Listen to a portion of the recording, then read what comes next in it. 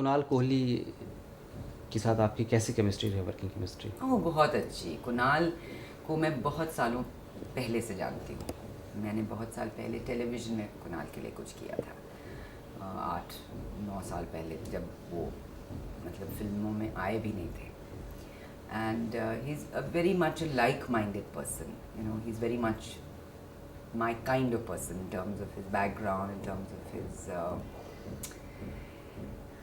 the kind of let's say interests he has, the kind of taste he has. So मेरे लिए तो बहुत ही comfortable था, and he's a very easy going guy otherwise, and yet जब वो shot ले रहे हैं या जब वो film related काम में involved हैं, मतलब between shots he might be very comfortable and very chilled and very relaxed and having a good time with us, but जब काम का वक्त आता है तो वो बहुत clear हैं कि उनको क्या चाहिए, कैसे चाहिए. And I think those are the kind of directors you like to work with, because they have clarity about what they want, where the film is concerned, where the actor's performance is concerned, where the shot is concerned, where visually and otherwise what it should be like. And yet जब वो काम ख़त्म हो गया तो वो relaxed हैं और they are part of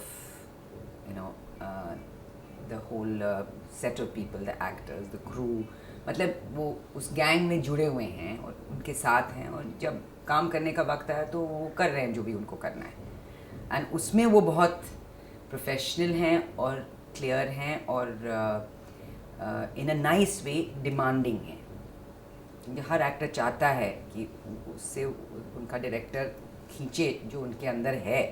of course again I am saying that मेरा परफॉर्मेंस इसमें ऐसा तो नहीं है कि उनको I have to do some terrific sort of performance, that but where it is required, whatever amount is required from that actor for that role, he a good director tries to get that out of you. So he doesn't just say haan theek hai, next shot kind of thing. He wants to do it more, do it better, take another shot if necessary, to get the best out of the actor. So Kunal that way was clear about what he wanted, and that was very enjoyable for an actor, because उनको confidence हो जाता है कि a director knows what he wants to do in the film. देखिए, film हमेशा एक total project होता है. मैं तो थिएटर से आती हूँ, आपको मालूम है, और थिएटर में एक प्ले बनता है जब हर एक आदमी उसमें अपना पार्ट अच्छी तरह निभाता है. अगर वो नहीं होगा तो वो प्ले इन टोटलिटी अच्छा कभी नहीं हो सकता. I know cinema is different, उस पर उनका डिपेंडेंस बहुत होता है स्टार पे, कि स्टार अगर बहुत अच्छा है और उसने बहुत अच्छा किया तो फिल्म चल सकती है. बट आई थिंक सबको मालूम है, हर ऑडियंस मेंबर को मालूम है कि एक फिल्म रियली अच्छी बनती है जब जो भी उसमें काम कर रहा है, छोटा बड़ा लंबा चौड़ा जो भी रोल हो, उसमें वो जो स्मॉल रोल्स कर रहे हैं, जो स्मॉल रोल्स कर रहे हैं, बिग रोल्स कर रहे हैं, जो भी हों, अगर सबका उसमें कंट्रीब्यूशन बहुत हाई लेवल का हो तो it affects the quality of the whole film. Of course it does. So as I said, I am in only a certain part of this film, and in that part, whoever was with me was very well cast and did a very good job in the film.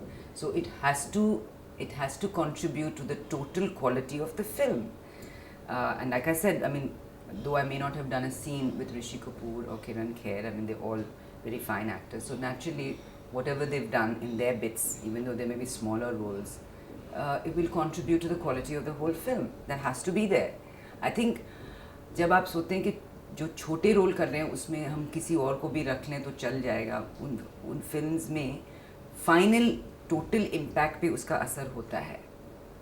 जब आप हर role के लिए, वो 5 minute के लिए हों या 15 minute के लिए या 1 घंटे के लिए फिल्म में, उनको बहुत केयरफुली चुनते हैं उन एक्टर्स को, तो I think it affects the quality of the whole film.